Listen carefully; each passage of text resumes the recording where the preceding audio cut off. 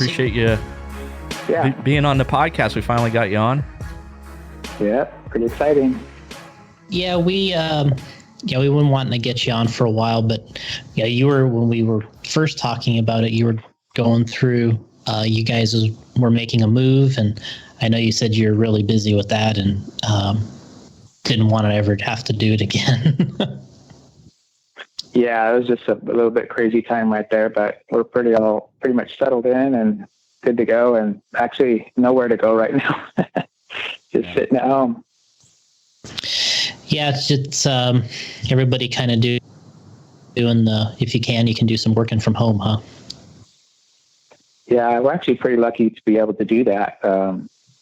I'm like, our IT guy got us all set up with laptops to be able to link up with our systems at work. So we're pretty much, for me anyways, I'm about 99% good. Although I can't make any parts here, but we're kind of at the end of our projects that we've been working on. I already made a bunch of stuff, so I am kind of in between right now, so it's good. Good. Yeah, we kind of worked on some questions for you, back then, just to kind of give you an idea of kind of the direction. And I think just to kind of start off, probably the best thing to do is essentially, tell us how you got into RC and some of your own highlights of your racing. I know you've done a lot of racing. So maybe start there, and then we'll get into the associated stuff a little bit. All right. I started racing, I think when I was probably 16, 17 years old. Getting into the RC industry, though, was way before that. I don't know if any of you know, or some of you probably already know, but my dad, Gene Husting, was a partner in Team Associated. Mm-hmm. And even before that, before he was even hooked up with Associated, he raced RC cars. Even before that, he's raced slot cars, dragsters, bonneville stuff. So he was always into some type of racing.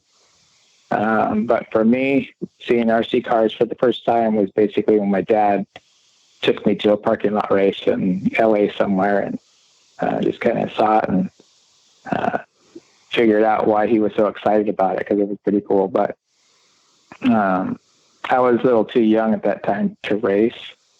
I had an older brother, Brian, who was actually racing before I was. My dad raced for a while, and then slowly he kind of got my brother into it, so they both raced. And then when my brother, Brian, went off to college, that kind of left open a spot for me to kind of get in on the racing part of it. But all throughout that time, my dad would let me practice on a Saturday or after a race or something, just to go drive the cars around to, get used to it. But that's kind of how I started racing, just following in my dad's footsteps and using his backup car as a first time to race. So it was kind of cool. So what was it like, I guess, in those days to kind of get a car ready to drive around a track? Like, now it seems like it's kind of easy, but without, it's like obviously charge the battery. There still probably was some prep to the car to get it to drive around, right? Yeah, back then was A-scale gas on-road.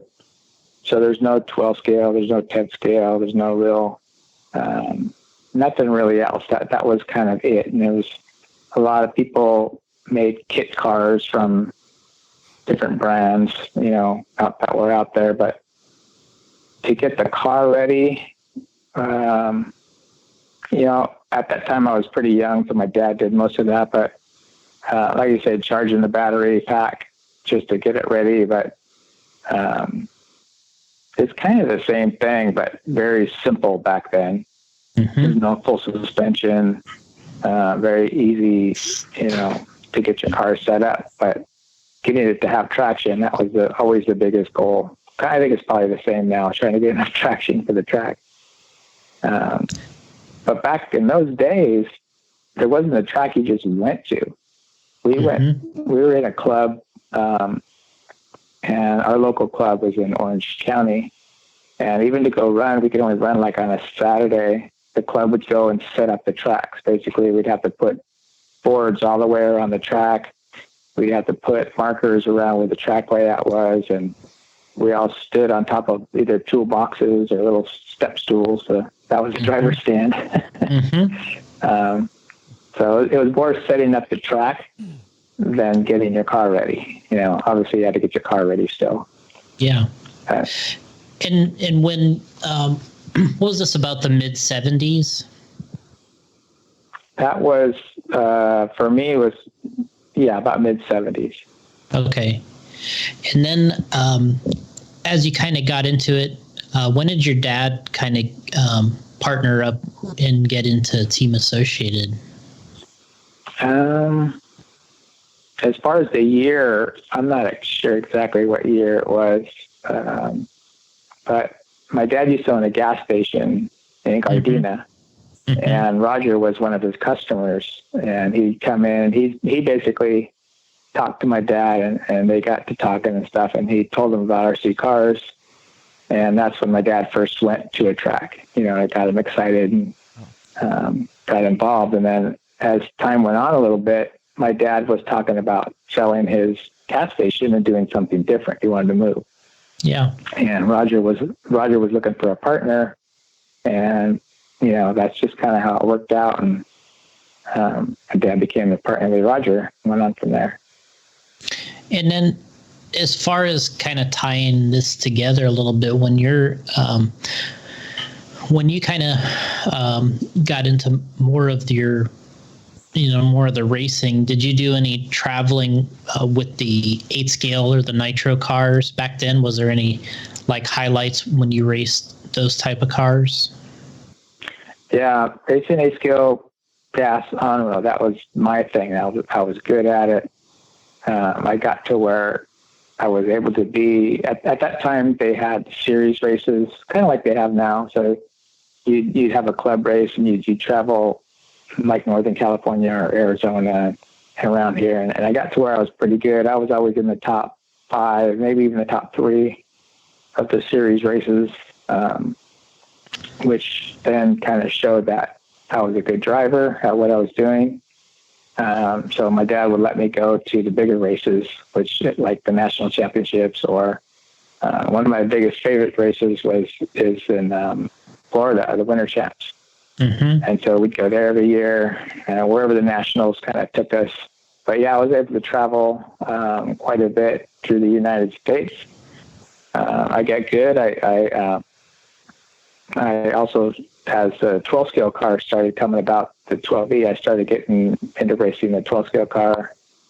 And throughout my racing career, I've won a few national championships, been in the top 10 in the IFMAR World Championships a couple times.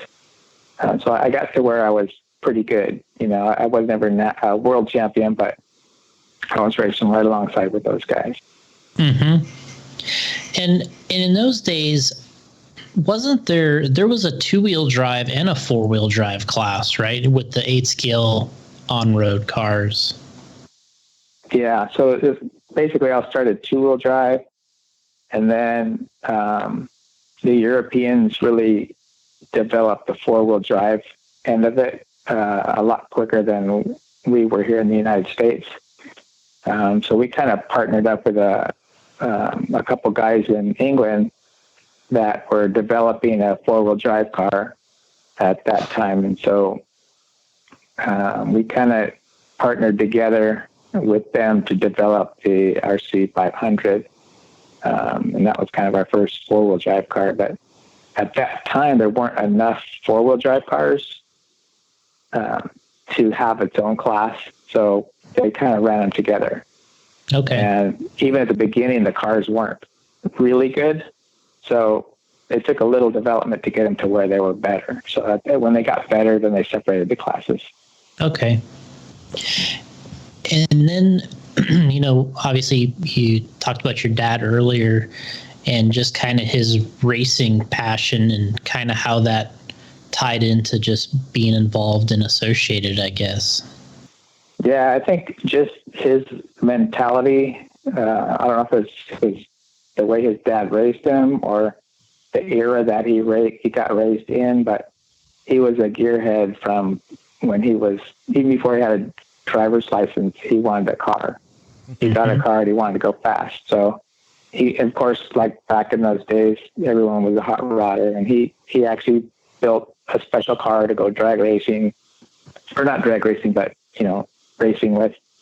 And then he actually found that he liked building engines more than racing at the time. Okay. So he partnered with a guy that would be the driver and build the chassis, and then my dad would build the motors. So I think a lot of his excitement was building the motors. But yeah, he did drag racing cars like at Lions Drag Strip.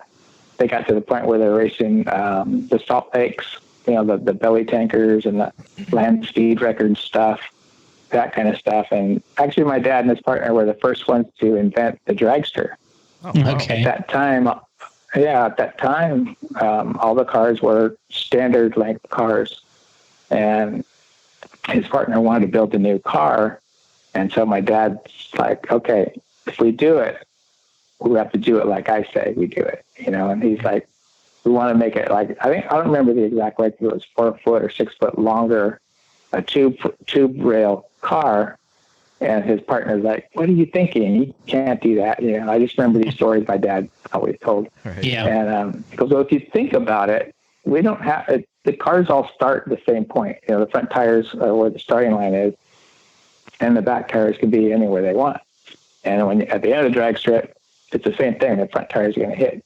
But when you're going down the drag strip at that time, the tires they had didn't hook up very well. They're loose and slimy, so they figured the longer the car was, it'd be like an arrow, more like an arrow. And if you can go hook it up and go straighter, you can get the power down better. And then they moved the motor back, so the motor's way back. He sat in back of the rear tires, so they got everything super far back, and they're breaking track record after track record after track record. And then guys were kind of making fun of them and laughing at them, but they're all around their car. Yeah, right. Months later, this story continues, and of course, everybody's cars are dragsters now. Yeah, who's laughing now? But it's kind of cool. Yeah. So that innovation, I think that my dad always had. And from there, he got married, had kids. He got into slot car racing. At that time, slot cars all had the motor was inline, just straight inline front and back. And you always had the twisting action. When you got on the throttle, it would kind of twist one way. When you brake, it would go the other way. So he thought, well, let's just turn the motor sideways. Called it a sidewinder. Okay. And so you had to solder everything up. He soldered his own frame up, soldered everything. And he actually couldn't get it in there. You had to turn the motor a little bit sideways to get the gear mesh right. And he soldered the motor in there. And then he broke the track record after track record.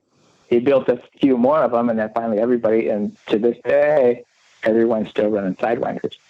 So he's kind of that guy that very innovative and not school taught. He never went to school for engineering or anything. He just has these ideas. This is a smart guy. So, kind of as he moves along, you got, when he got together with Roger, and do you remember kind of when he got started with Team Associated then, and what was sort of the first thing that he and Roger kind of worked on together, I guess you could say? At that time, when Roger was just at the owner, my dad was kind of coming into it. I think they were on the RC1, RC2, basically the second version of the RC8. And my dad told him that his car wasn't very good. So he didn't want to race that car.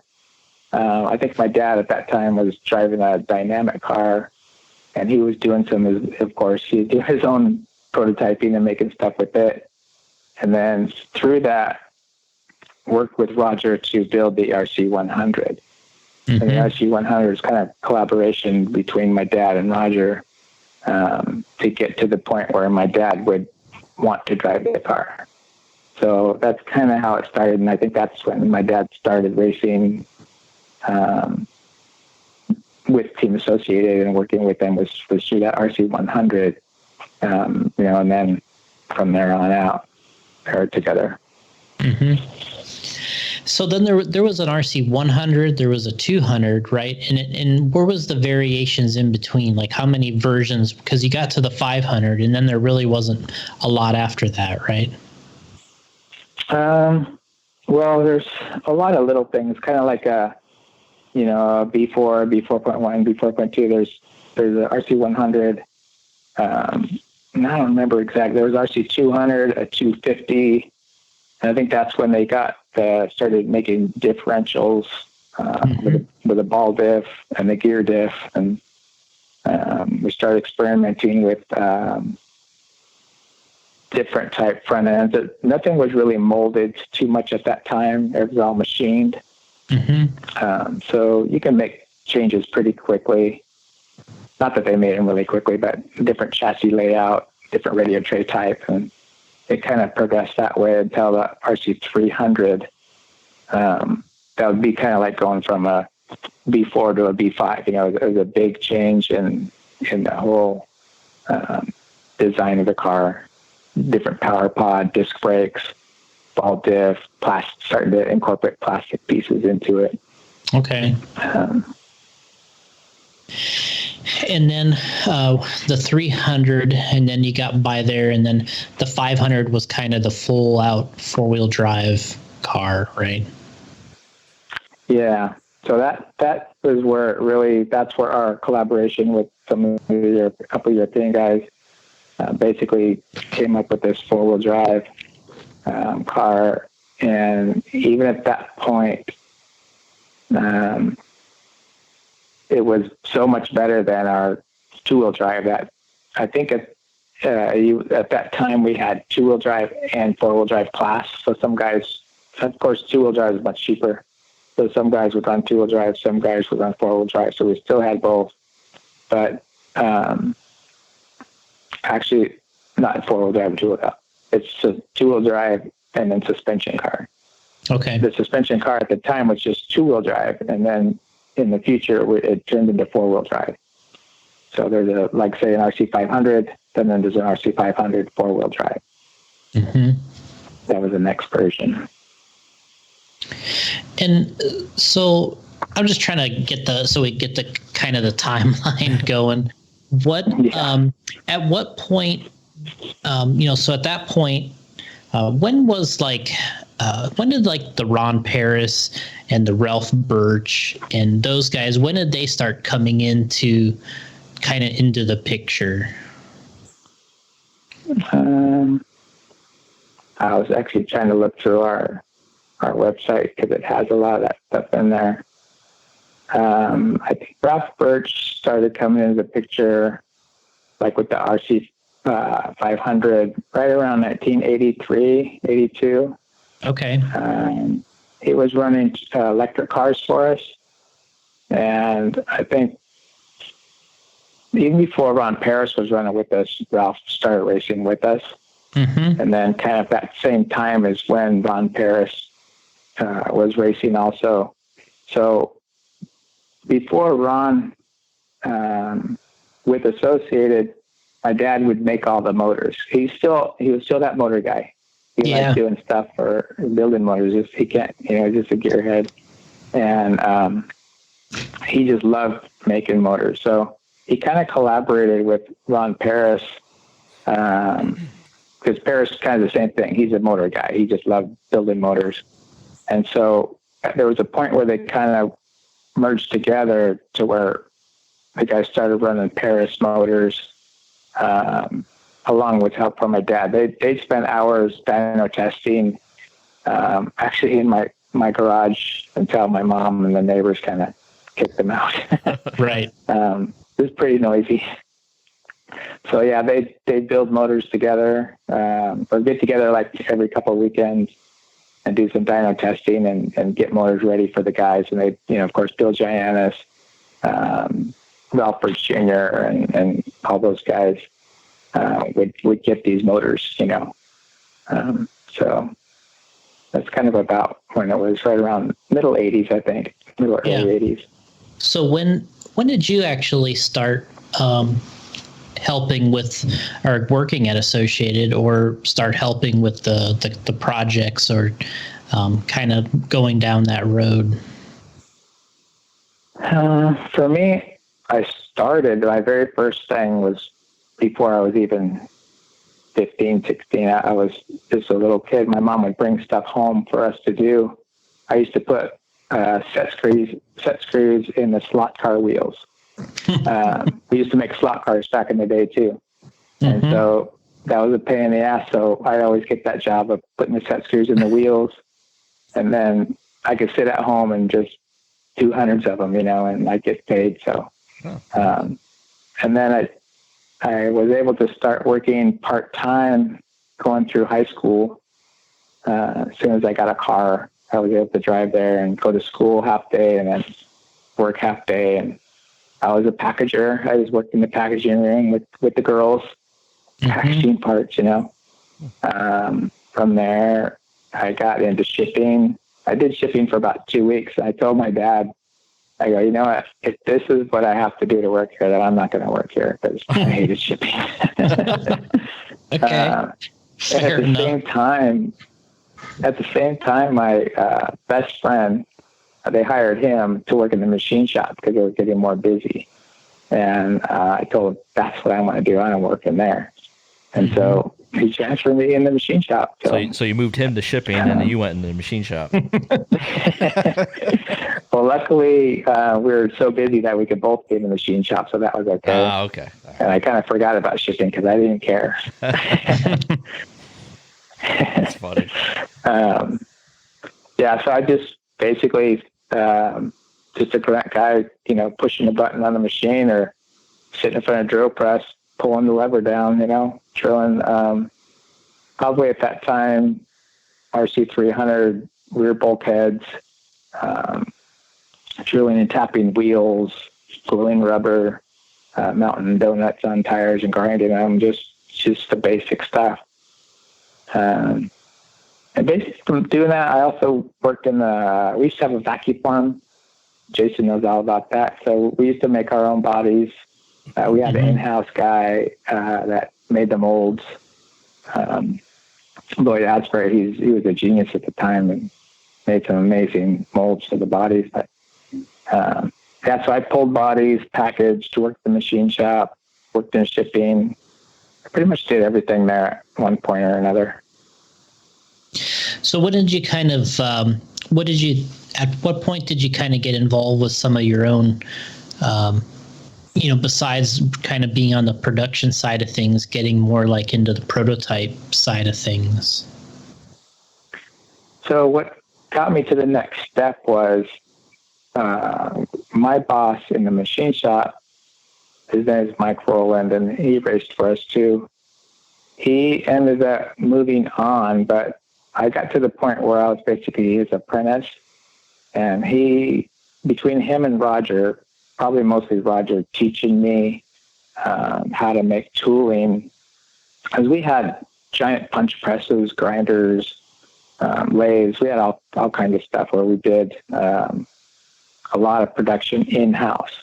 So through that, I learned how to make tooling, like punch press mold tooling, grinder fixtures, all kinds of stuff, to where I was basically to the point where Mike had left the company. He moved on, did something else. So that kind of put me into being the manager of the machine shop. And at that time, we were expanding still, getting bigger and bigger.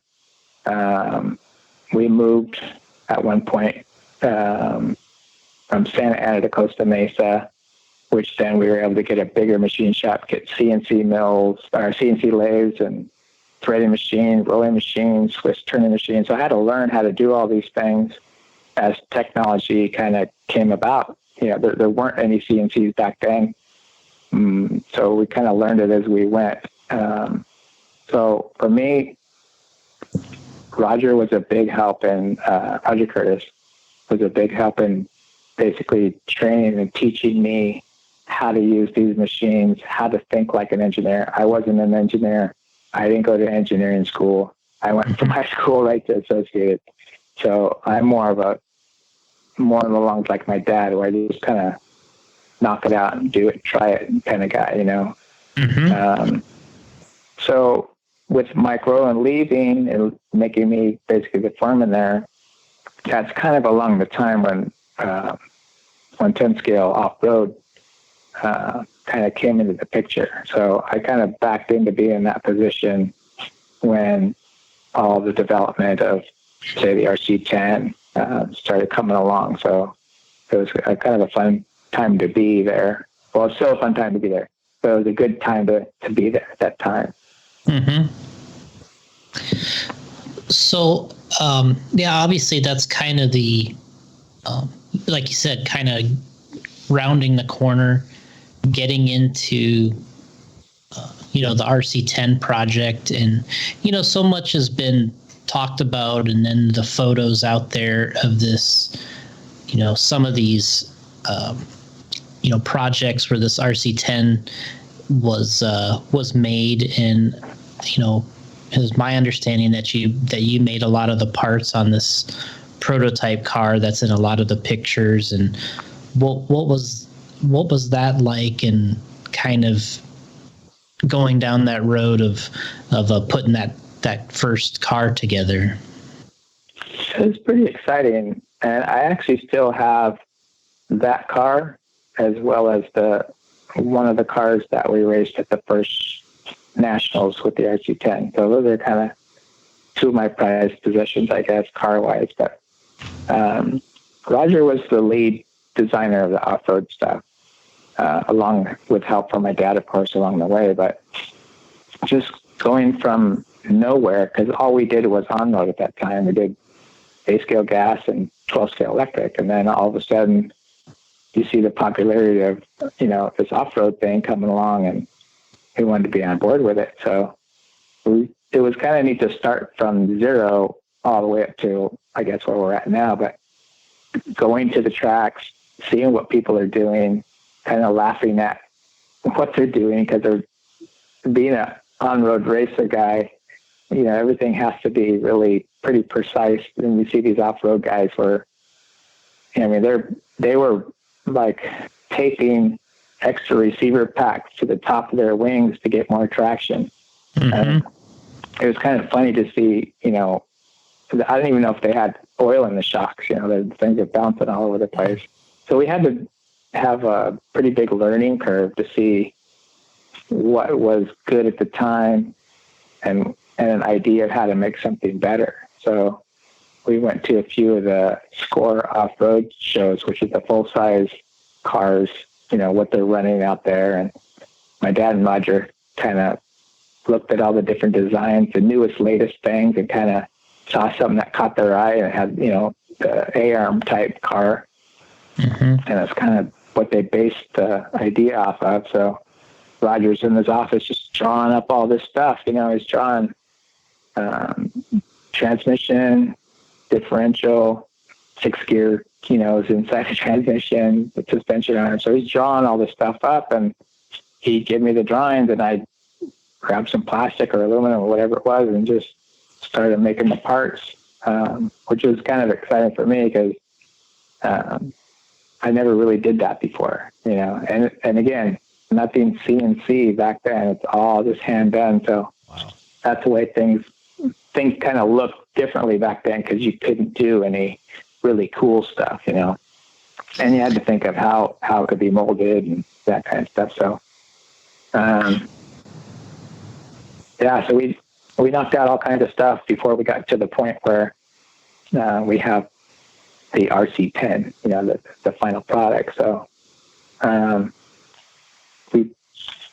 don't know, you've probably seen pictures of prototype RC10 stuff that we had to go through to get to that point, and testing and everything. But it was fun. I think one of the hardest things was for me to do the chassis.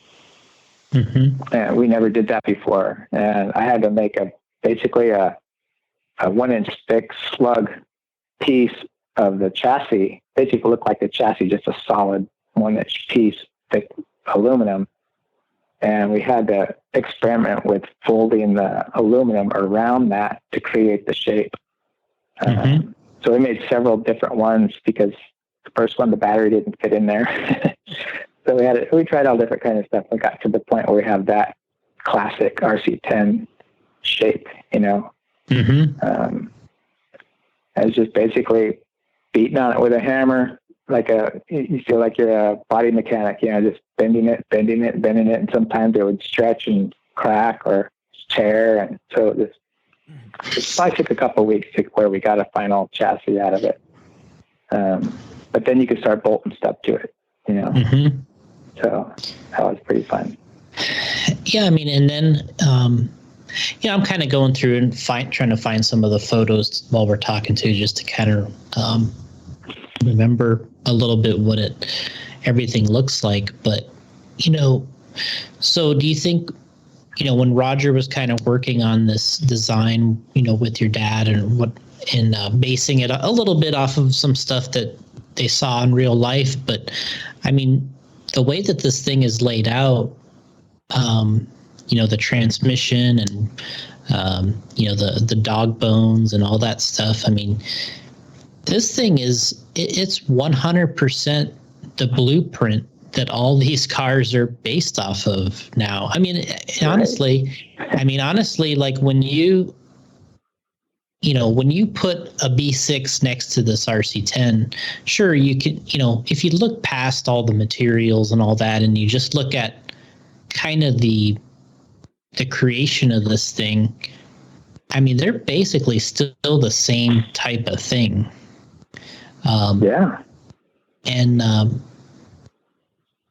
but it must have been, you know, pretty interesting to, like you said, start from scratch, right? Like there was nothing. I mean, there was the Tamiyas and all that kind of stuff out there, but really, you know, there was an old video where Roger basically said he just drew a straight line, a horizontal line on the paper, and he was like, that's where I want the bottom of the chassis to be. And he just kind of started there.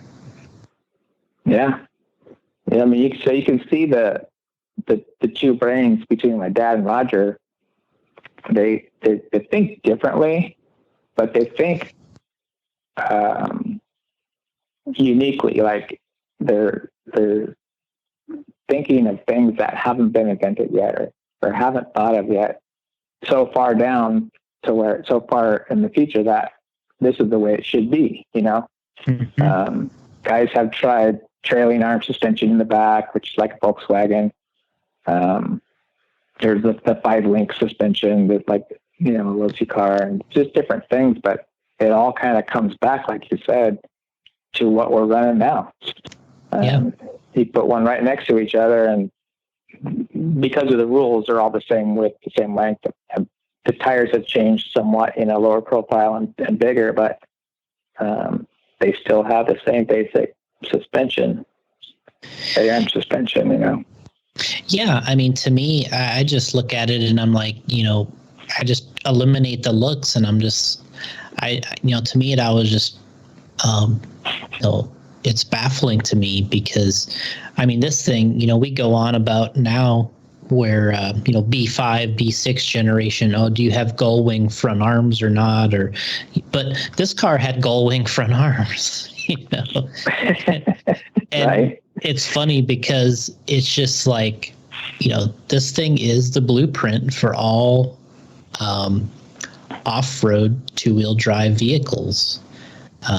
Even the ball diff. You think about the ball diff, which we're still running now. That Roger invented that for the 12 scale car. Back in the day, there were no diffs back then. There were just straight axles. And cars are difficult to drive with a straight axle. So he thought of all different kind of diffs and stuff, and he invented a very simple differential. And I'm pretty sure it was the 12 scale car that was the first car that I went into. To this day, 12 scale cars still have that same ball diff. and he incorporated it into, which then became like the stealth diffs, and it came away from the 6 gear into the 3 gear, and the diff rings got a little bigger, but it's basically still the same thing. Yeah. So it came from then so long ago, and in the 80s and 90s till now, and it's still basically the same thing. So kind of moving along, I mean, so by the time you had, and I'm sure this was I'm sure you've even probably don't remember a lot of the work of this, but from this first car that you guys had here that you essentially custom built this car to the point where you're actually selling an RC10, do you remember like that sort of that time frame of, because I mean, obviously being in this business too, it's like, you have your ideas of, we'll get this thing out in 5 or 6 months, or it'll be this amount of time. And you know what I mean? You have all these kind of like mini goals or things in your mind of when you'd like it to be done versus what reality is. But I mean, I'm sure that had to be a huge undertaking to go from that to selling the very first car. With the RC10, it was like a rocket ship for the company at that time. We had the shop in Santa Ana on Middinger, like one section of the building, and that's where we're making these cars. And as we started to release it, everybody wanted it. It was like the car to have. And we built as many as we could, as fast as we could, and it wasn't enough.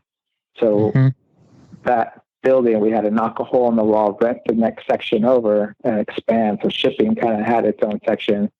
We were able to expand the shop to where we can make more stuff. And we were almost, I would say the first 3 years, we were always back ordered. We couldn't make enough. And the whole saying where, when's that going to be out? When's it going to be ready? 2 weeks. I think my dad was the one to coin the phrase 2 weeks because people just wanted everything so fast, and we worked as hard as we could, as fast as we could. And when we got close, it's kind of like, I'm sure it happens with most companies. You think you're ready, you're almost there. And it should be 2 weeks, and then something kind of sets you back. It's like, oh, crap. Yeah. All right, 2 weeks. I'm ready 2 weeks, and something sets you back. So, I don't know. Basically, I think that car, trying to make it fast enough was probably the most difficult thing. Expanding.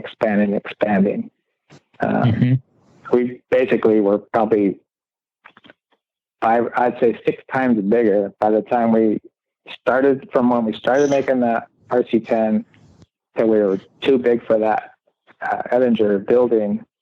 It grew, almost 6 times. We filled up the whole building that we were in, and we kind of rented the space across the alley for storage and all that. So I don't remember the question, but I think that was the answer. Yeah, I think just the idea of going from that prototype car to actually selling them, it is a long road, I'm sure. And that's not even probably, like you said, expanding your building and moving stuff around, and then you're trying to do it all as fast as you can, right? Fast as we can. Of course, and with good quality. So finding vendors that can do it. The worst part of all of that whole car was the chassis. The chassis, you had to go through so many stages from the beginning to the end. And because we were trying to do a lot of our machining in-house, we had the vendor that would basically punch out the chassis or mold them. When you form them, at that time, the material was in we call zero condition annealed, so it was very soft. You can form it around this thing, and it was still soft. You can twist it in your hand easy, taco it, whatever you want to do. So from there, it would have to go to a heat treater, And that same day when it get out of the heat treating, it was still just as soft as when it went in. And they packed it with dry ice. So it's like super cold, frigid cold. Because when they heat treated it, it would warp.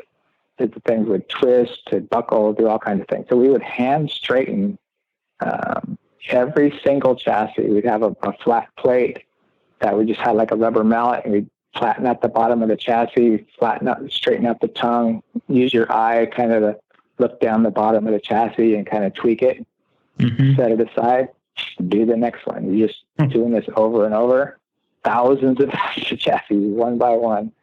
And then you send it back out for heat treat to get the finish hardening on it. And so then it'd come back, you'd have to countersink it, clean it, deburr it, and get it anodized. I mean, it was very time consuming. But at that time, there wasn't molded chassis at the time. So that's kind of the way it was. And probably the longest lead time thing was just getting chassis done. But that was all part of it. Expanding the machine shop. It's when we got our first CNC lathe, because we were trying to make things quicker and better. Most everything was done machined out of the house, and we do secondary operations. We do some drilling and tapping, and the prices of things would go up. So we bought our first CNC lathe to make dog bones. And actually the first thing we did was the top shaft of the 6-gear transmission, because it was very hard to make that with the taper, the threads, the flat spots on it and everything. We did it all in-house to try and save cost, not only for us, but for the customer. One of our goals in all the cars that we've made, even till this day, is to make something that's affordable for the customer. You can always make something really badass and bitchin', and it will cost 2 or 3 times or 10 times the price, but it's not good for the customer. We're trying to have the customer's heart and wallet in mind doing all this stuff at the same time.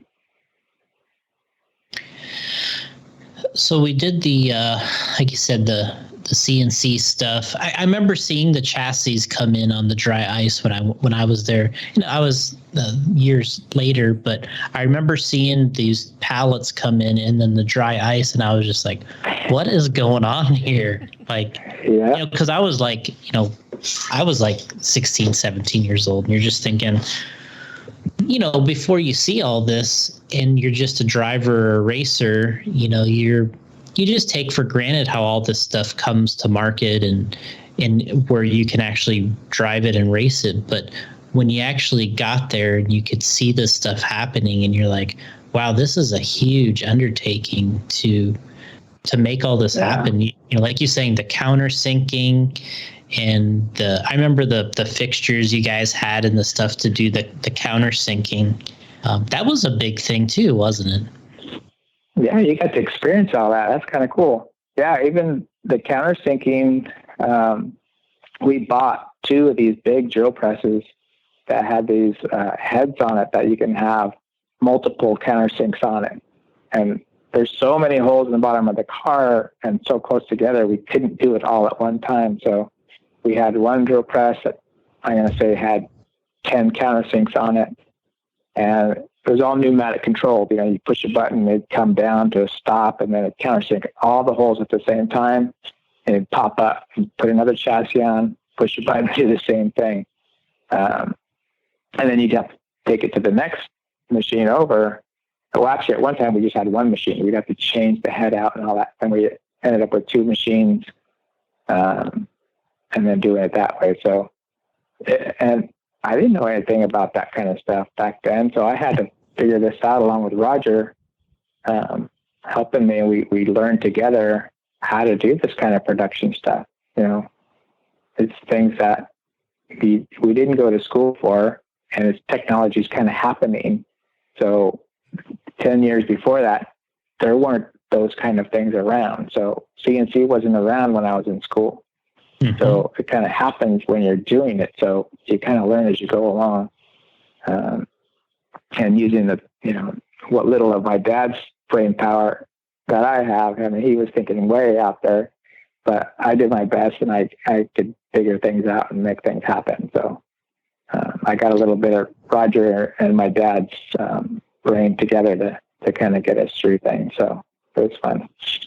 So, I mean, is there, and I mean, obviously there's many different versions, but is there any, do you have any idea how many that original RC10 was sold? Like, if you had to just guess? I've been asked that question so many times, and I don't know. I could tell you a number, but I'm sure I'd be way off, either way high or way low. Because at the time we're doing a lot of the stuff, there were no computers that we were doing inventory on. Actually, we didn't do inventory back then. They just kind of, you just order another 5,000. Okay, order another 5,000. And we just go through it. Yeah. So there was really no stocking stuff, because when it came in, it got done and it went out. We were backordered with stuff. So, wow. There weren't like books at the end of the year where they tallied everything up and, we sold this many cars. It just wasn't really there. I mean, you could do it probably. I mean, do you think, but it's all handwritten stuff. Would you think 100,000+ is out of the question? 100,000? I would say 100,000 might be a good number. I don't know. Yeah, I mean, it's just a guess. You never really know. Yeah, but I remember Pete telling me, when I used to talk to him, that he's like, he would tell me this. He's like, I'm telling you, I would just tell a vendor, keep making this until I tell you not to. That's right. He would just say, keep making it until I say not to. That was his purchase order to them, was just keep making it until I tell them not to. That's what it was. I tell you, we had our one CNC machine. All it did was make dog bones, 8 hours a day, 5 days a week, every single day. That's all it did. We could have sold over 100,000. I don't know. Because you use up spare parts too. Yeah. So with these racing cars, for every guy who buys a kit, he probably buys another spare part for it. Mm-hmm. And back in those days, probably 2 or 3, depends on when it was. Yeah. But yeah, just keep making parts. Just keep it. We had a Swiss lathe that we made titanium turnbuckles on. Mm-hmm. And that's all it did.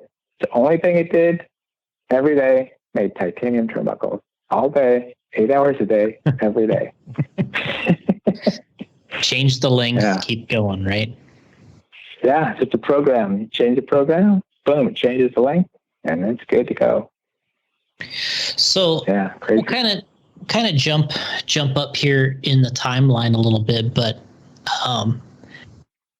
getting into like what I kind of thought, and this is going down the line, but I think the cars that were so intriguing to everybody, and for me, was this, when you guys did these worlds in 89 and 91, and you made these special cars for the race. And, to this day, it seems like those cars are still highly sought after, and people still know that name, stealth car. What was it like, kind of getting ready for those events, and what was kind of the goal? And then I guess at the other side, you guys are super busy selling the cars you're making. And then you have these worlds to do where you're thinking, hey, let's make a different kind of car just for this race, right? Yeah. I mean, with the RC10, we're kind of stuck, with the width of the chassis in the back, the way you make the front end, all these things, we're kind of stuck to where the suspension arms were the length they were. And we wanted the trend was to kind of go longer suspension arms. So this was a way to test and prototype a theory of, okay, if we had longer suspension arms, what do we do? So that's when we started testing. And with the 89 car, we had the platform, and too, they had the graphite chassis like the TQ10 and those things. So graphite was kind of available at the time with a kick up in it and everything. So you can pretty much route out whatever you want, which is really cool. Even that, I did it on our mill at the shop, prototyping just by hand, and then of course the bandsaw and everything. But it was a way that we could prototype parts of a whole different design and test it, And so we did some local testing and found the cars were good, better than what we had. So we went full board to try and win the world championships, which we do every time. Even to this day, we try and make something that is the ultimate goal is to win the biggest race in the world, and some people get mad at that to where, well, I can't compete at that level. I can't get the stuff that they got. And you know what? This is the world championships. You want to win that race. And for your manufacturing, for your team, this is one event where it's not really for the average guy, although they can race there and nothing stops them, but they may not have the best. And so this is the time where you can showcase your best drivers with your best ideas. Even at the Worlds in Australia, the tires that were run there were tires that were out. Yokomo had these tires. Losi had the X-Pattern tires. So we had tires that they couldn't get. They had tires we couldn't get. We had a car they couldn't have, kind of that whole game. But this was a chance to have us try this design. And when we made that car, you can look at the arms of suspension arms were molded suspension arms. So I think we had 5 or 6 drivers there. I don't remember what we call it offhand, but because we had so many drivers there, not that 5 was a lot, we had to make enough suspension arms and have them strong. So we actually made molds to make the front suspension arms and rear suspension arms only for that race, which is kind of, odd. Normally you don't make a mold and then only make it for one race, Right. But these were, it was a basic shape of the arm. I had to drill and tap the arms and put the hinge pin holes in them and mill a little bit out of them, actually quite a lot of it out of it. But so we went 100% at these races, the Worlds, to make the best, and it worked. Yeah, and obviously it had paid off over the years. You kind of incorporated the, that 89 car. You're able to put the, kind of the stealth transmission. That was kind of got into the stealth transmission. And the slipper. That was the first race. I think we did the slipper. Mm-hmm.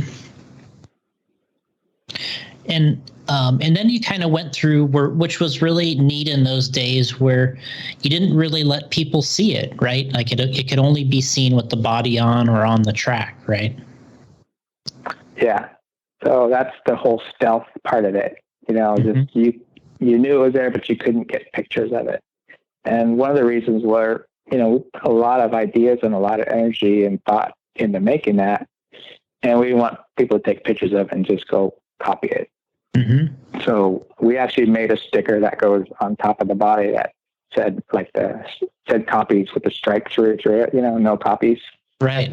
So, and we blocked a lot of the photographers to, make sure they didn't get pictures, but they did, which is kind of neat because they got some spy shots out and kind of made the whole stealth thing even more eerie, So yeah, cool. I mean, and that was all before, the era that we're in right now, where all this stuff that's immediate and social media and everything. I mean, this is stuff that, blocking the photographers and all that. But it did add to the curiosity factor and probably built the hype even more. Yeah, without even knowing it. And what's amazing is, so you'd run this race, and you never sold the car, never built the car, nope. Never sold the car. Went through another couple years, and then you guys did that Worlds in Detroit, where you revised the whole car again, and basically did the same thing all over again for that event, and of course won the Worlds again, and then didn't sell the car again, right? Which today would be like there's no way that would happen today, right? Right. Yeah, there's no way that would happen now. So the Detroit car was kind of similar but different. The biggest difference was the front end.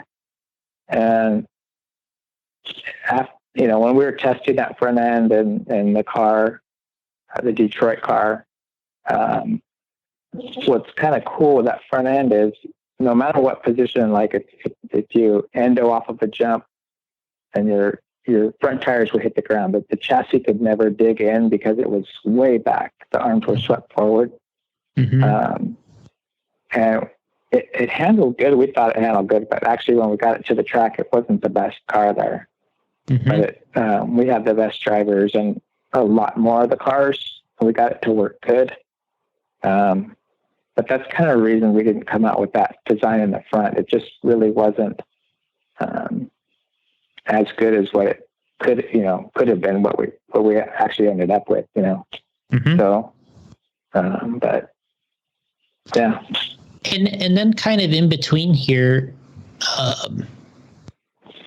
it's, when you ran the race, I heard stories of you guys really kind of at the race itself, you're really kind of thrashing, trying to, like you said, make the car work better on the track and the conditions. And there was even some times where they said that you were kind of making parts, during practice and stuff like that. Do you have any memory of doing that type of thing? Yeah. In Australia, it's a long ways to go, right? I mean, thousands of miles away. So you can only bring so much stuff extra if you had to make something. So in our testing at the track, Jay Halsey and his dad had wanted to try longer shocks in the front. Because the track was really slippery. We were doing everything we could to get traction. So the long arm car was really good for that. So everything he wanted was traction to try and hook up. So he went and he cut out a shock tower himself that basically put the rear shocks on the front. Kind of looked odd, but it just kind of softened up that front end and gave it, I don't know if it gave it more travel. I think it gave it more travel as well. So it worked so well that we're like, oh crap, now I got to make 5 more of these things. So I'm actually at the track with a sheet of fiberglass and a coping saw. I took and traced his shock tower on there, used a coping saw, and we're at a park. The track is in a park, so there's not a lot of electricity there. So I'm using a hand drill that you hold the top and you crank the wheel to drill the holes, like the old time. Oh, the old crank drill. The old crank ones, yeah. Because there's nothing to plug a Dremel into. Mm-hmm. I mean, that's what it was like at the track at that time. So yeah, we're actually using a coping saw, using a hand crank drill, and just making parts right there. It's funny because back then you did so much more by hand. You weren't afraid to like, oh, I'm gonna just cut this off of the chassis. I'm gonna drill some holes in my chassis. I'm gonna grind this away a little bit. Yeah. Now people don't do that. They're so afraid, like, well, how come it's not done already? Well, how come I can't just get it done, Yeah. It's so different than back in the day where people just did stuff. They weren't afraid to do stuff. They weren't afraid to try something. Now everybody wants it handed to them. Yeah. They're very experimental, right? Yeah. They weren't afraid. Yeah. So kind of, so we'll get by that, that Detroit Worlds, which obviously you could spend hours talking about all that stuff. But in between this, you developed the RC10T and then into the GT. And as a racer, I remember back then kind of, I wanted this truck so bad. I remember you guys had a few trucks. I think you raced one for sure at the Winter Champs, and you, Cliff, and I think Butch had these new trucks, and a little bit of the same. You kind of machined special parts. You had the narrow front wheels and tires, and kind of launched a stadium truck that was going to be the next popular vehicle you probably couldn't keep up with for a while, right? Yeah, it kind of just kept piling on to the same RC10 platform. And the truck, we didn't invent the truck at all. I mean, there's guys who had, I think Andy Jacobson might have been one of the guys who put the big tires on there and the truck body, and it kind of expanded from there. There's JG parts and everybody made stuff, you know? Mm-hmm. And so it got to the point where like, hey, we need to make something here. It's really fun to drive, you know, when you first drive it compared to buggy. I thought it was more fun to drive because you could make mistakes a little bit, you know, and it wouldn't show on the track. They're just hooked up a lot more. Mm-hmm. So yeah, we went 100% into making a truck version. And I think the Winter Champs was probably the first race that we showed the car. Even then that's when we had powder coated chassis. Yeah. Like an orange one and a green one and pink one and whatever. But, like you were talking about the front tires, there weren't any rules on how wide the front tires had to be. So I think there was a tire diameter size. So we made a narrow front tire. It was basically like a buggy tire, kind of more of a balloon shape. Mm-hmm. And they worked great with those tires. But then they changed the rules after that, and we couldn't run them anymore. Yeah. But yeah, it's just kind of like, you know, thinking out there, okay, what do the rules say? And what can we make? You know, sell everything. Of course, we want people to go out and buy it and win. It's not like we're trying, like at the Worlds, we try and win that race. So we kind of make stuff just for a few guys and then eventually come out with it. But we want to try and stay on top of the game. So that's where it came out with a narrow front tire. And then the rules changed and had to go to a wide tire. But I think it was pretty fun. I like driving truck probably more than buggy at that time. And then like you talked about the GT from there, that really got me more excited about anything because I like gas. Yeah. Putting a gas motor in anything is way better. When, you know, what I remember thinking as a racer at that point was, you know, you still hadn't revised the RC10 and you did the truck. So you had the RC10T and sort of the RC10, and you kind of had several versions, but the buggy still hadn't come out with that new version of the buggy. And then I want to say that from what I was told anyway, that your dad was like, he saw this gas truck thing kind of going, and he's like, we're going to get into this gas truck class. And it seemed like the buggy project kind of got put on hold to do this gas truck, which seemed strange at the time until it started selling really well, right? Yeah, it kind of is what we talked about before, is trying to keep up with production. Although we made the stealth cars and the long suspensions, we kind of knew the direction to go or where we were heading for. But we're selling a crap ton of cars and coming out with the 10T kind of just pigtailed onto that, you know, just kept on going. Mm-hmm. And then now a nitro car, all with the same platform, same arms, same front end, you know, figure out how to get a motor and gas tank in there and just keep on going because that it was popular, you know, to just stop everything and change. There really wasn't a need to at that time. Our cars were doing well and we had that in our back pocket, but there was no need to do it at that point, you know. Mm-hmm. And I think some technology had to change too. I think even Losi probably came out with a plastic chassis, which, you know, kind of made people's eyes open, like, oh man, you know, plastics come a long way. Injection molding with graphite fills, with fiberglass fills and different hardness types of plastic. So that was clearly the direction to go, and they were the first to do that. But we didn't need to go there yet, and we weren't quite needing to at that time. So I think following with the truck the gas truck, the GT2, you know, well, the GT2 came later, but even the gas truck, so popular, such a fun class to ride, to drive. Yeah. I'm kind of bummed actually that that's not popular anymore, you know? Mm-hmm.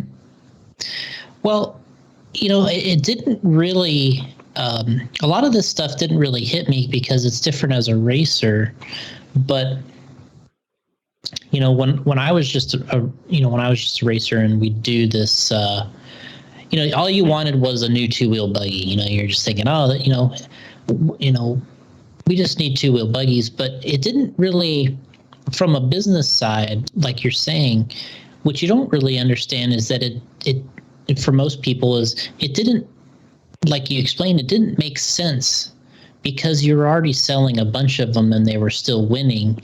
But what made sense was if you had the stadium truck and then you had this GT, which, you know, a lot of people told me that the GT was almost like became like the best seller eventually. Well, if you think about it, the RC10 GT never lost the national championships. Right. Every time we raced it, every year, we won. Mm-hmm. So it was the car to have, you know, and it worked really good. Had the aluminum chassis, you know, to cool the engine, and the suspension was there, the tires were there, and it was a fun car to drive. And the almost any engine you put in there was overpowering. So the engine really was the best part about it because you can go as fast as you want and probably too fast. So it made it easier. The electric part, you're always trying to get the best batteries, the best motor, you know, and try and go 4 minutes without dying. But with a gas motor, it took all that out of it. So it really made it fun to drive. You can run longer qualifiers, you can run longer semi-mains and main events, and like it is now with gas. You know, you can run an hour-long main event or 45 minutes or half hour. I think that was the excitement for it, and eventually made it popular by everybody. Yeah. Not just our car, but all gas trucks. Yeah. And it almost seemed like that was the toughest one for anybody, for some reason, to catch you guys in that class was, for some reason, that GT was, it was just an amazing truck. And I, you know, even, you know, Losi, you know, they put a great effort in trying to outdo that truck, but it was very difficult. And I'm sure it was frustrating for them because it was a much more simple vehicle. They kept making it almost more complicated and adding things, but it wasn't better. Right. Yeah, that truck was, and I guess ironically, you know, as you move around, it was kind of a mid-motor truck. in a sense. So in a sense, that was, and we really, at the time, we probably never really, we were probably trying to make it more like the electric truck, but I remember there was times kind of in the peak when, you know, Richard and Mark, and when we were racing, you know, they would say, I think this might even be better than my electric truck. Yeah, could have been. We still put the battery pack out there to kind of get the weight back, but the motor was in front. Yeah, just real kind of interesting. So, that truck, obviously amazing seller. So we'll keep moving down the road. And then the next big one I thought was, was the TC3, getting in the touring car, which was kind of like, you know, it's crazy because you start an on-road, you do gas, 12 scales, then you're in the RC10, you follow that, prototype cars, the 10T, kind of follow the market, then the GT, and then all of a sudden we had to make touring cars. And I was a little more involved in that one because I got to drive it outside Associated. I was one of the first ones to drive it with Cliff and Reedy, but that was a huge a prototype car as well. I remember you had a lot of work in that one. Yeah, so that was a turning point also, because of course we had 12 scale, 10 scale pan cars, and then it got to where people were making these full suspension touring cars, and we had to get in the game, right? Mm-hmm. So same thing, we had to do all our research, and this is where Cliff was there at the time, and Roger, and they were pretty much the brain power behind all the design and everything. And but then it came to me where I had to make all the prototype parts. And again, no CNC equipment at this time. This is all stuff that has to be done. Just take a block of plastic, put it in a hand mill, just start cutting, one corner at a time, doing all these things. You weren't going to make 20 of these things. You just kind of make one at a time and go testing. But with the shaft drive car, the concept was at that time, because batteries and motors were always an issue. You had to go 4 minutes as fast as you could for as long as you could. And so with the shaft drive, it's the transmission is so free, thinking that with it being so free, you could go faster or longer. That's kind of the idea behind it. Mm-hmm. So in doing so, we had to create basically everything. We couldn't just grab stuff from some other people and just start testing things. We had to make our own stuff. So making a drive shaft, do you make it out of aluminum? Do you make it out of carbon fiber? Mm-hmm. Ring and pinion gears was probably the biggest issue for us to get production ring and pinion gears right. And the transmission, all those things all lined up perfectly. We never really did that before in any of our past cars, not with bevel gears. So it took us a long time working with our molding guy and making all these different types to get it to where we finally got a good gear mesh, quiet, and good gears that lasted without stripping, all that stuff. It was that was probably the biggest hurdle in the whole project, is getting those gears done right. Eventually, the gears with the nitro car weren't strong enough, but at the beginning with the TC3, everything seemed to be just about right. So it was a good project. Yeah, I mean, as I kind of remember it, it was a long run. Building up to having that first car. And, I remember doing the big Chicago hobby show, and I remember they had a prototype that they weren't really letting people see, but kind of maybe they were taking some orders or back orders. I'm not sure what they were doing with it, but I remember your dad would come to where I was at in the show, and he would, I'd just be sitting there, doing something, and he would just come over and say, "Tell him how good the TC3 is. You drove it." So I would tell him the story, whoever the person was, and like, obviously how your dad, his mannerisms and everything, like how to tell the story. And, all right, just tell him what you told me, and it's okay. So you tell him the story, and then, they take off, and, then another, 20 minutes later, there'd be some other guy, it's like, all right, tell him what, it's like, okay, all right, I'll tell him the story. And it was like, I think that's what they were doing, was just kind of at that time, that was your sales, that was your hype, and, right. And you could generate, the sales. But yeah, that was a really fun time. And I think it was there was quite a long time by the time that car came out. But if I recall, I mean, it was another amazing seller. Yeah, we made some updates to it along the way. I think the rear arms, we changed the design, and the front too, where they went to the pillow ball, so you can adjust, made things stronger. You can adjust the toe in and things differently. So that was kind of like, you could say a 0.2 and a 0.3 version, which we didn't really have at that time. And then it transitioned into the Nitro TC3, which then, sales did really well of that car too. And I think that car because I came from the A-scale on-road gas. When we did the Nitro TC3, I was super excited about that because I was able to run on-road gas again, full suspension. And then we went to a 2-speed transmission, and that was kind of cool, designing that and testing that and getting that going. And that was a fun car to drive with the gas truck, or the Nitro TC3. But it did well, nothing really did as good as the RC10. Because it didn't have a long stretch like that car did. Yeah. And turn into all these different things. But, things are different now.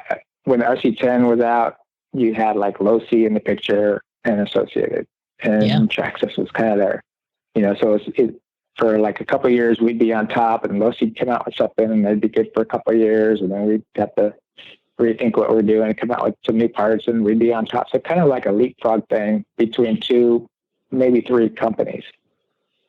But now, with so many companies making things, it makes it more difficult. But back in these times, it was different for sure. I think to me, the off-road cars, in between here, we had the B2, the B3 generation, but it felt like, those were successful. But it felt like where really kind of was the next home run, I think, it felt like the B4 was kind of the next home run 2-wheel drive car. I mean, and that was one where you were able to get a good amount of time out of it. Yeah, that was pretty good because like the B2, so that was a pretty big change, probably more of a milestone change, but that started it. A lot of learning process happened earlier on. So when the B3 came out, and we had the B3.2 and the different ones. And so a lot of that learning time went into the B4, G4. And so you kind of got the best of all this stuff, from that type of chassis. The molded shock towers and the shocks were getting better with threaded shock bodies. And we went to the bigger diffs, the lower ratio, 52 tooth, the bigger ring gears or the bigger diff rings, and more balls in there so that the diffs were locking in better. And I think the slipper, I don't know if we made a jump in the slipper at that time, but all these things kind of came together for that era of car. Like you said, it was a milestone, I think, because it was kind of the end of that platform before we went to the B5. So you had all these things come together where the tires that were out at the time were good. The tracks weren't quite clay tracks like they are now, or they're just kind of getting there, and everything was kind of coming together at that point. The cost was still low for everything. Not that the costs are super high now, but still the costs were affordable. And I just want to bring this back up again. We try and do everything to make this affordable for the average customer. And one of the things we do by doing this is to not go too crazy on some things that, like when you machine something, you make it the best that it can be, the lightest, the strongest, and all that. But there's more you could do to make it that extra 5% more that doubles the cost. Yeah. And those are the kind of things we try not to do, because when you get the cost jacked up so high, kind of like touring car now, you scare away so many of these people, and the hobby can't grow. We're always trying to think cost-wise, like what can we do to keep the cost down to make it easier for the customer and the customer's wallet to be able to get into the sport, get into the hobby, and that's, if you always kind of looked at pricing of things, we try to make sure our cars cost less than everybody else, but still good quality. If others have something that may be better, and that's fine, but I just see this whole direction that we're going down is it's inevitable, but we try and slow that down to where we still make it friendly and economical for people to get into racing. So I think this car was still at that point where you get a lot for your money and a good car, Yeah. That's and that's essentially the B4 T4, right?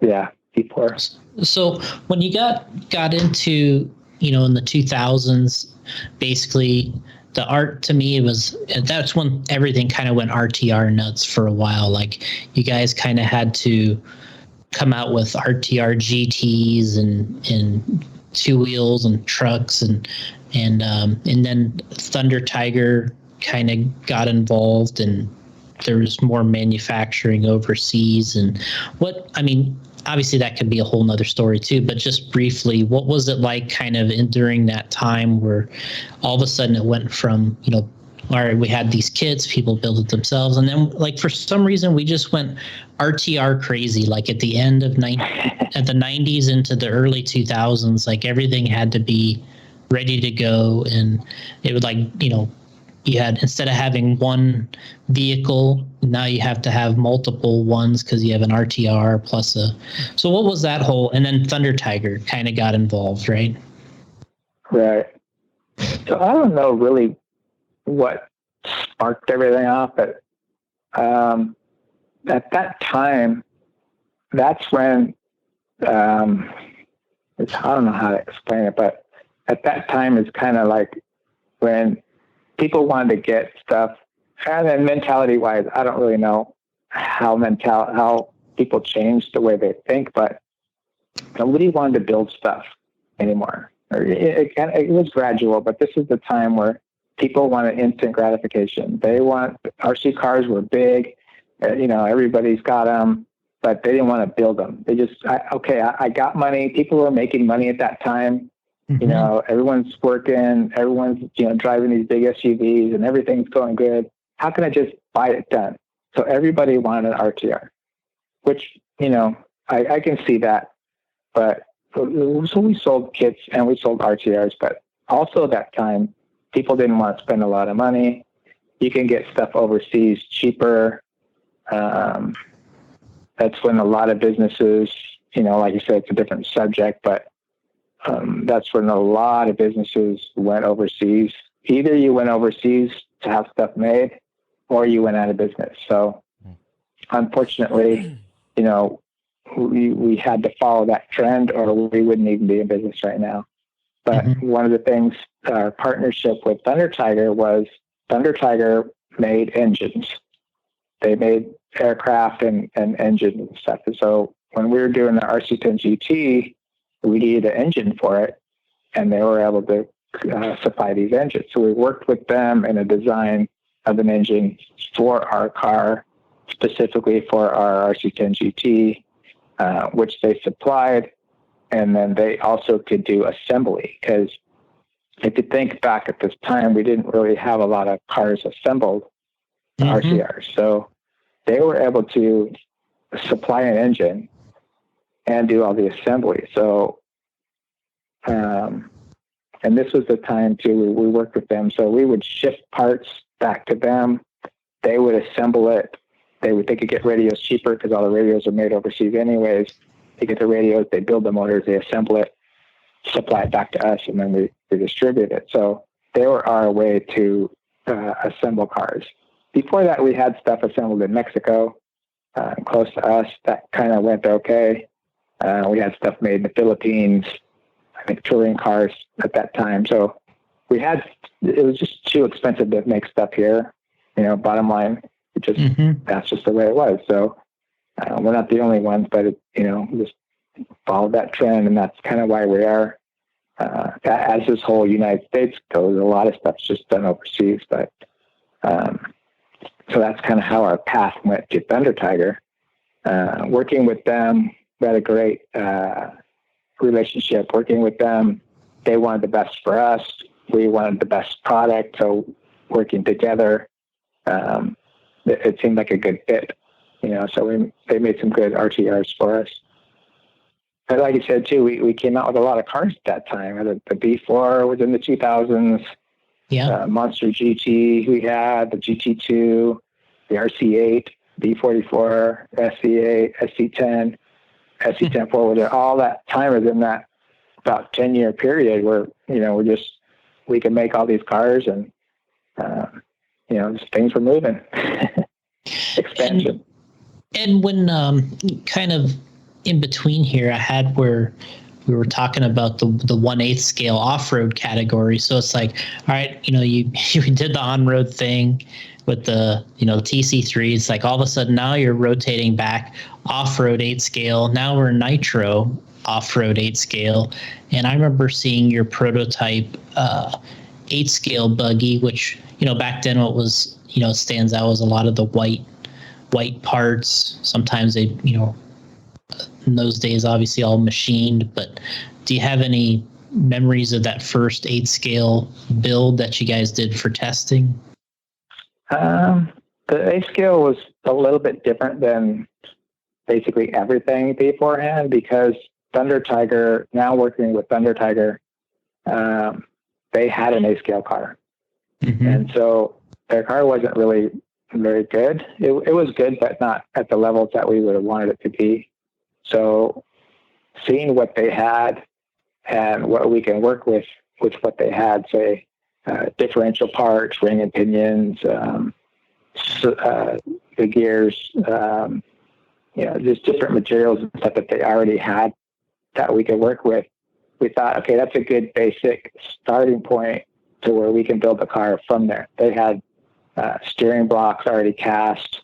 They already had universals and that kind of stuff. So we just basically had to make the suspension the way we wanted it, using, say, 50% of their parts. I don't really know, off the top of my head, I wasn't involved in too much of the design part. Cliff could probably tell you a lot more than I could, for sure. He's a buggy master. Yeah. But it's kind of different because we started with using some of Thunder Tiger's parts to make this car. Mm-hmm. And then from there it snowballed, and that's where the RC8 came from.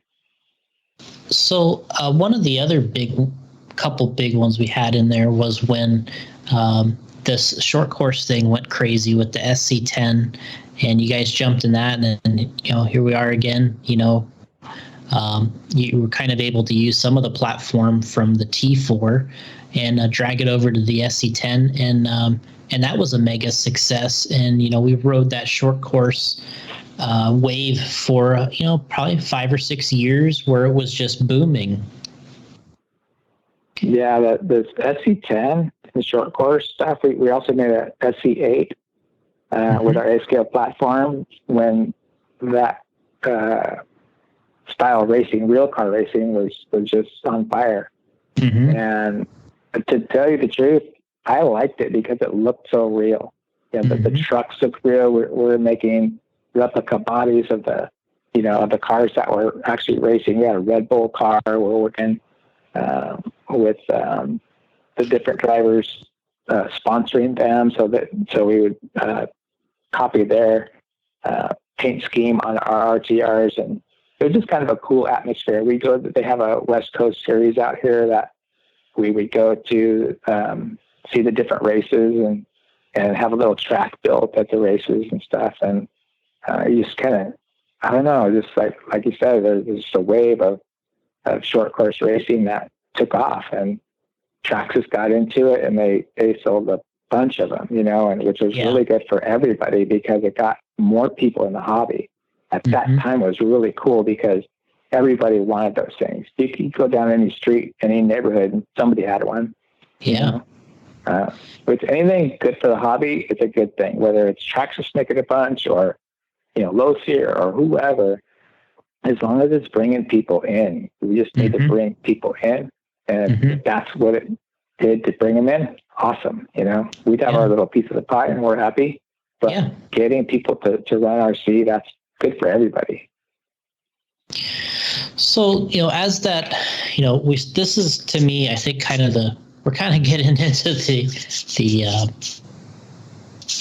the end of the run of what I had built up for questions, but we're kind of getting into now where the 10 scale buggy is. To me, what happened is that the short course stuff kind of was really cooking for 5 or 6 years. It really spawned a lot of new racers, but then they all got curious. They got into buggy racing, two-wheel buggy racing, because for some reason we always end up back at two-wheel buggy, and then things started changing. You know, the track conditions. We started racing. We needed, the tracks had more traction. The cars are changing. You guys went and revised and built a whole new B5 and a B5M, which had a first mid-motor buggy you guys made.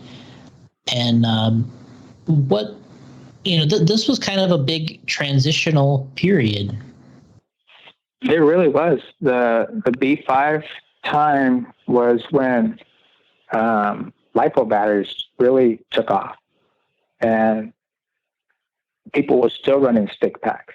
So it's kind of in between brushless motors. You know, so we had to come out with a car that would accept LiPo batteries. But at that time, it was kind of a Wild West. Some were bigger, some were smaller, some were wide, some were flat, some were, double wide. The shapes were all over the place. Nothing was really standardized yet. So when we did the B5, the tracks were just starting to come around where there was more clay tracks, a little more traction on some, but not on all. So it was tough to make a decision to just make a B5M, a mid-motor car, because some tracks didn't have the traction. The tires still weren't as good. And so we had to make a rear motor. It was actually pretty tough at that time, because some people wanted in our group, we just need to make a mid-motor. We need to fit a LiPo, and that's it. But the rules said that you had to fit in a stick pack. If you wanted to run the Nationals, the car had to be able to accept a stick pack in there, because if a guy that maybe don't have all the cool latest stuff and he just has, a brush motor and a stick pack, he's got to be able to race too. So he had to be able to fit his stick pack in there with a brush motor or whatever situation. So this was kind of a car that was, it should have been the B6, but we had to make some sacrifices. And that's why, like, the center of the chassis is so big, you could put the battery in almost any way you want. It's unfortunate because it's wider than we wanted it. There's so many things we wanted to do but couldn't do because of that darn battery rule. Mm-hmm. And also having a rear motor and a mid motor, the shock towers had to be a certain way, and you wanted to have the shock be able to go on the back side or the front side. It was just you try to do too many things with one platform, and we did a good job with it. It was just an odd time with all the LiPo things going on. Right now, everyone pretty much has the same size. Maybe you have a shorty or a regular tall pack or something, but they're pretty much standards, so it makes it easier. But at that time, it was kind of a mess. Yeah. So we did the best we could with what we were thrown at us. Yeah, I mean, it's crazy because you're like, it was a situation where it's like, man, right now we really have to have a new car, huh? Because this is a tough time to make it exactly how we want. Yeah. So if you think of it like that, that would be like a B2. We kind of changed platforms and they kind of put all this stuff on there as something new, but you ended up with a B4. You had to go through all these things to get to, like, now we got a B6.2, right? So you went through all these different things to get to what's a bitchin' car right now, because it has all these things that you had to go through, and it's all refined and it's all super fine tuned, and now it's a pretty good car. Yeah. But the B5 was kind of the middle child. Yeah. And kind of real quickly, what during that time you also you had the 8-scale program, which to me, the 8-scale one has always been really difficult for everybody. And just because the cars are under so much abuse. But, you guys designed a car and essentially tooled up a whole nother 8 scale. And I'm not going to say threw it away, but you decided not to sell it. And then had to make another project, and kind of went back to me, it kind of felt like a little stealth car-ish, where you made these A-arms where you had to drill your own holes, and to kind of start from scratch and make a whole new 8 scale buggy platform. And I was a little curious if how much you were involved in that one, and kind of that transition from the car you didn't really like and didn't sell to that okay, we're gonna do this again, and kind of do it a little old school in a sense. Yeah. Are you talking like referring to the B3, stepping up to the B3 now? Yeah. Yeah. So I think with our RC8, RC 8.2, and taking it as far as we can go with what we had to work with, because we still had to work with some Thunder Tiger items, so not as much, but we're like the diff parts and that we're kind of almost stuck, and this was a point where we had to make a change because other guys were going faster, and other guys were going faster almost all along. So we were almost a step behind every step of the way. So we had to take a step or a direction at this time to make a new car from the ground up. Our design, Associated's design, 100%. Mm-hmm. And so we did a lot of testing with other brand cars. We drove everybody's cars, built them all up, and some guys' cars were good on a certain type track, and other guys' cars were good on another type track. So you had basically a pillowball style or the caster block style, and you had to decide.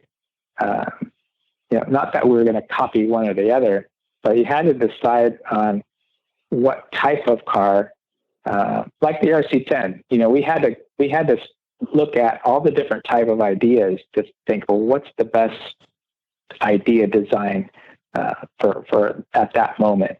And so looking at pillowball style and caster block style, we after testing everything, the pillowball style was better for the general customer. Mm-hmm. That style car drives easy, and it drives easy on most tracks. It may not be the best car for all tracks, but it drove easier on most tracks. So the general customer can build a car and do well at most tracks. And that's kind of the direction we wanted to go to, even for our team guys, of course. It's not just it's not just our team guys we worry about. We try and do things for, like I've been saying, for everybody, and we want everybody to go fast, because our team guys can make anything go fast. And sometimes they want something, you got a guy like Cavallari or Spencer or Kinwald, all these top guys that can drive anything, and they want it at that certain, 110% spot where they can make it just sing. But you give that to a regular guy, and they're all over the place. So we need a car that can work for most people most of the time, and that's the direction that we took with the B3, and it worked out. It was the right direction. So most of the time, it's a good car on most of the tracks. We get beat here and there, and that's the name of the game. But it's a good car. It's a good platform. Yeah, it's been really successful. You guys had the last couple of years. You obviously won the 8 scale worlds with Davide Ongaro won the 8 scale worlds, and then Spencer, winning this year with the 2-wheel, kind of having both titles as the world champion in those two classes. I don't think it gets harder than those two classes. I think those are the most difficult. Yeah, I think you're right. But what's really neat is when Spencer won and when Davide won, they won with cars that you could pretty much buy everything on those cars. Yeah. It's not like the stealth cars where we built these special cars that only these guys could have. And, and it pretty much took that to win that race. But nowadays, it's just different. Things change so much and so fast that if you want to go race against Spencer, his next big race, whenever that might be, you can pretty much have everything he's got in his car. And if you go and talk to him, he'll tell you how to set it up exactly like he's got. He doesn't have special suspension arms or special tires or special this and that. It's at most races, he's got the same thing that you can go buy right off the shelf. I think it's kind of good for the average guy to be able to do that. It's actually hard for them to accept. I was going to say. Yeah, there's no excuses now. Lots of times the drivers are like, really? Mine's that close to his? Man, what am I doing wrong? Yeah, right. Well, right? It comes down to talent. But I started racing again. Yeah, I mean, and we'll hit that right when we close out. But you got on. You talked a little bit about getting into the B6. Probably the fastest two-wheel buggy you ever really turned around, going from B5 to B6. But you kind of explained in the B5 generation where you were, and then the B6 you kind of got to where you wanted to go in a sense because the electronics stabilized a little more and the batteries and motors, right? Yeah. So that, like we were talking about before with the B5, there's so many different things happening at that time, and it got all refined to where we could come out with the B6. The batteries, the motor, there's no more rear motor stuff. You can pretty much, with the car now that we have, there's 3 different positions you can have the motor, so you can have it, all the way back, lay back. So a lot of guys that are running in Australia, some of the tracks are kind of slippery, so they need to have the traction or any track that might be slippery. So having the motor way back helps them, and you can get to the point where you lay the motor down.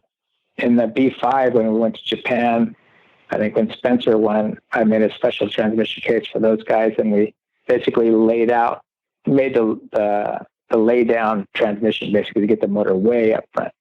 And that's kind of the first time we did that. But that from the motor way up front, basically as far as you can go to laying it back, it gives you that range in one platform. And it's pretty simple to do too. You change from one track to another, you can change that pretty quickly. But the car's pretty versatile. And at this point, all the suspension, like where the hinge pins are in the back, there's so many different positions you can get. You can get almost anything now. It's super refined.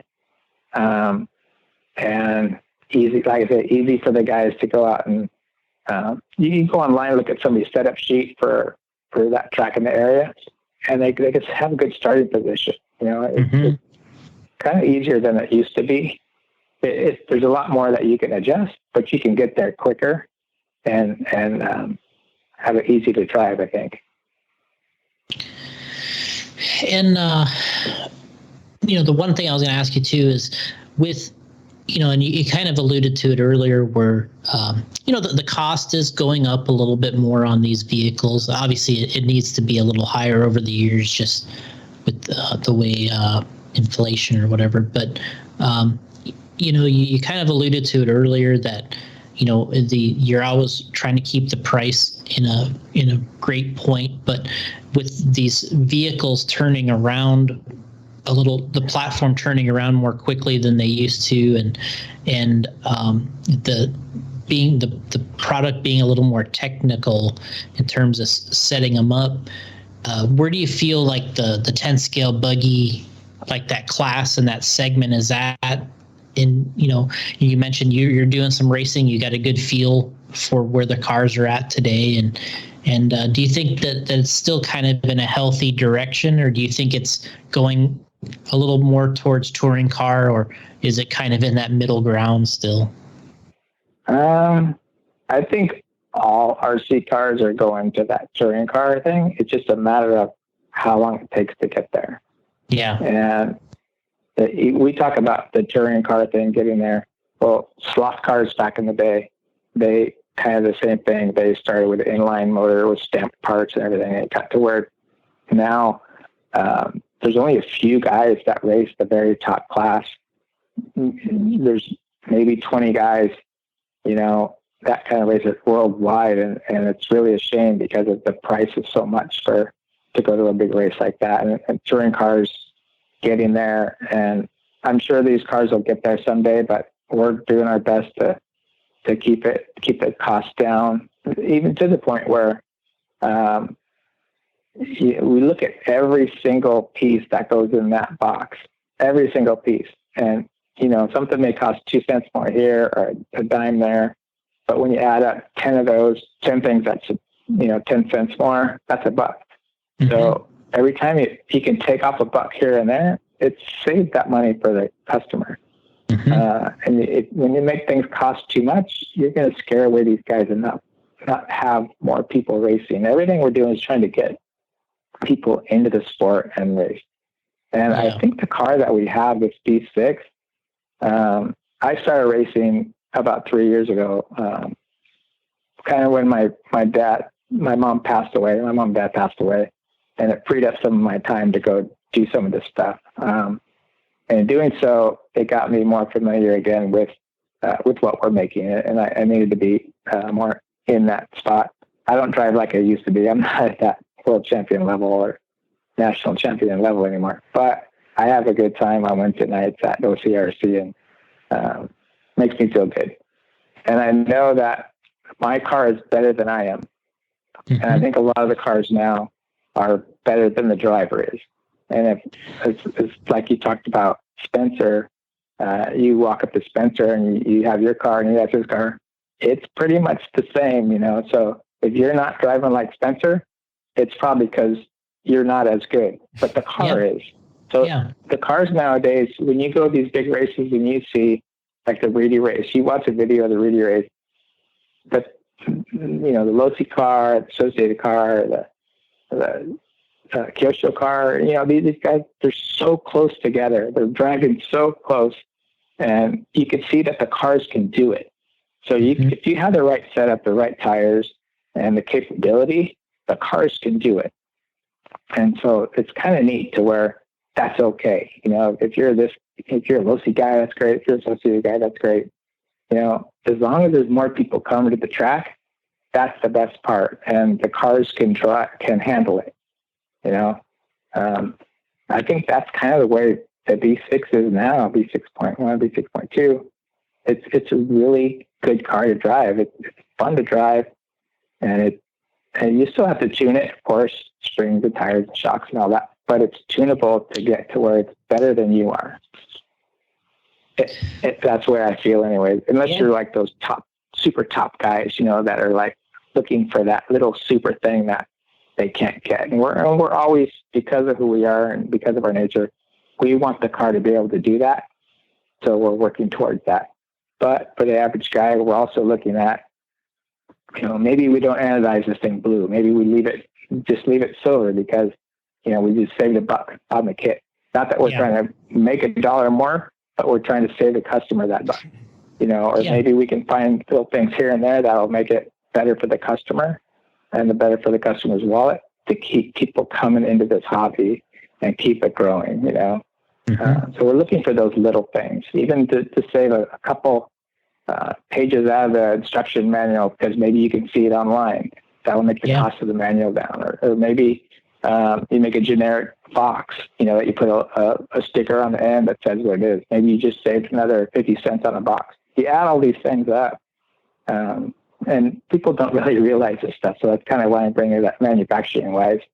I see a lot of things, that people say, oh, it's just the company just trying to make money off you. But it really isn't that way, At least not on our side. So recently, you guys did some brand realignment where you kind of were able to, and I'm sure this is something that you maybe have always wanted to do or in the last 10 years, but you're able to say, really the name of the company is Associated Electrics, and underneath that you have Team Associated, Reedy, and now you have this Element RC. So maybe you can just talk about a little bit of the future and kind of how this Element kind of is in the picture. So the Element was an idea that was been thought of for quite a while, knowing that we're getting into this crawling type vehicle or fun vehicle. Not that the others aren't fun, but more of a playful vehicle. It's hard to describe what a crawler is, because when I saw we were working on a crawler and I saw the guys testing them, I laughed. I go, is that as fast as it goes? Yeah. And until I drove one and went and crawled on the rocks and everything. I have one, so I know it's actually a lot of fun. But it's to a different customer. And so the whole thought of this being an associated brand was thought of in a different way, to where maybe this should be its own brand by Associated. And that's where the Element came in. And so we're constantly making, sort of building this up to be more than what you see now. And there'll be things coming out that you'll kind of see what's happening. I can't really talk about, but for this kind of guy, of a crawler or that type vehicle that doesn't go to the track per se and go racing, but he can do events and have fun and compete. There's so many different levels in there, but most of these guys go to some spot in their city to do this stuff with other people or family. You can go camping or whatever and bring it and find something to go crawl over. It's just a different thought pattern in RC. And so the Element branding now is a different thought pattern as well, and trying to cater to these kind of people that are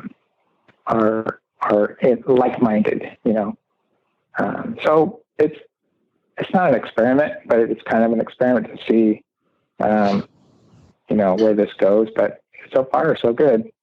And I obviously we're in that market too, and it's doing really well. And it was always kind of nice to see you guys kind of get into it too, from the standpoint of, it's a brand you can count on, obviously. And when you look at the vehicle, parts and the design of it, you can certainly see where a lot of the experience from designing and building race cars and materials and products are involved in those vehicles as well. Yeah. And you probably see or have realized that we're not always first to the market. And typically there's reasons behind it. Maybe, because we're so far engulfed in something that we just don't have time to do it, or it hasn't proved itself out yet. And the crawling is kind of one of those things too, where crawling's been doing very well for a long time and it's still growing, and it looks like it's not going to stop. It's not like a short course where it kind of ran its course and is done. I think crawling and that whole type of vehicle will be going on for a long time. So with that thinking, that's kind of why we got into it. And getting into it when we did, again, we can try all these different kind of cars and kind of use that in designing of, what we think is the best. We take all the best features and put it together. And again, trying to do it at a low cost. There's some guys have these trucks that are $1,000 and they got all this cool, badass stuff on there. Yeah. But again, it's $1,000, and there's guys that are going to buy it. But you got to see the guy that's walking into a hobby shop. He sees that and thinks it's cool, but we got to sell to the guy and get a really good product for a low cost. And that's kind of where we're trying to get into is give them something like the B6, It's a good car for a low cost, and There's upgrade stuff you can, especially in crawler stuff. There's so many different upgrades you can get to personalize your car, which is so cool. You know, every one of them look different. Neat to see that. So I think we're kind of wrapping up here. Just wanted to, if you wanted to give some thanks to anybody, sponsors or just associated, who any people in general, and we'll close it out, and then I think we're done here. Yeah, I want to say thanks, of course, to Associated for giving me the only job I've ever had, and to make it not like a job. It's just an experience that I feel so grateful for. And I also want to say 42 years, you said, right? 42? For over 42 years. Wow. Okay. That's crazy. Yeah, that's too long, but I like it. I can say, you hear all these people talk about their jobs, like, I got to go to work tomorrow. Oh, I got to do this. I'm like, oh, I got to go to work tomorrow. What am I going to make? And it's kind of neat. I didn't talk too much about prototyping stuff. I really, really, really like prototyping stuff. So whenever we come out with something new and I get to make stuff, I got a CNC mill, I can work on that and make it, or lathe or whatever. I really, really enjoy that. And doing this for business, for work, it lets me do what I really like to do. So thank you, Associated. And I want to thank too people like you and basically all the racers I've worked with through my whole experience from when I first started till now. And it's kind of neat because it's a family that I feel close to anywhere I go. I went to the World Championships they had over the summer at Steel City in Pomona, and saw some of the guys that when I used to race A-scale on road, they were there. Ralph Jr. was there, Bill Giannis was there, Chuck Moon, all these guys. And I could just go right to them and just start talking to them like it was yesterday. Yeah. And everywhere in between. I can go to different tracks and all that. It's like a family that is really part of probably the best thing of this whole industry is having that family. And I just want to thank the guys along the way, whether you're a top racer or a guy I just met at the track or whatever, just thank you for being part of the family and help everybody that you can. Just think of ways to get people in the hobby. And I think one of the things I wanted to touch base with was how do we get people into the hobby? And that's probably maybe a podcast you can do, is how to get people into the hobby. Mm-hmm. It's so difficult now, with people playing video games or whatever they're doing, sitting on their phones, pushing the keyboard, how do you get them into the hobby? So I think that'd be a good topic to get out there. But yeah, anyways, thanks to everybody, the different tracks, and just keep doing what you're doing and try and do more. Well, we totally appreciate it, and definitely a lot of great stories, and we've been trying to get it done for a little while, but we had Cliff on some time ago, and we'll definitely revisit. We can kind of get back into some of the other questions we may have, and we didn't really ask any questions for you from anybody else this time because we felt like we already had so many questions that it was going to take so long. So, but yeah, we definitely like to do it again at some point, and we really appreciate you being on. Yeah. Sure. Thank you for having me. It's a good way to pass the time. Now I got to go watch the grass grow. That's right. I saw you working on that. Yeah. I just redid some of my yard in the backyard and had to replant, reseed, and I just have to share how it's growing every day. That's awesome. Yeah. Well, we hope that's what it's come down to. Yeah, really. This is a crazy time. So hope everybody, hope you and your family are safe and everybody at Associated. So hope everybody takes care of there. Yeah. Luckily, everybody's healthy and working and surviving and doing good. I hope it's the same for you guys and everybody else out there. Just, be smart with what you're doing and do what's right. All right, Curtis. Well, you can just, basically just hang up and then we'll finish it off. But appreciate it again, and we'll see you soon. Thank you, Jason. All right. Thank you. All right. Yep. All right. Have a good night. Bye. All right. Bye. All right. That was Curtis Husting. Awesome stuff, Yep. dude. I just sat back and enjoyed listening to that. Great stuff. Yeah. I mean, I thought that's kind of where you would be with the whole thing, because it really goes through that great time period there where, especially where, you're maybe the most active in RC. And I mean, there is so much there. I mean, we could redo that whole thing all over again and spend another 3 or 4 hours talking to him about some of that stuff he did. But, we tried to hit some of the highlights and like he said, I mean, he told me earlier, he's like, because I was looking at these questions and he's like, some of this stuff, he's like, I kind of forgot about, like, he's like, he's like, you do so much stuff over the years. And he's like, some of this stuff, he's like, I haven't thought about in so long. Yeah, I thought it would be cool. I know we always do so well with, like when we talk about the vintage and the old days, the glory days, and all that stuff. And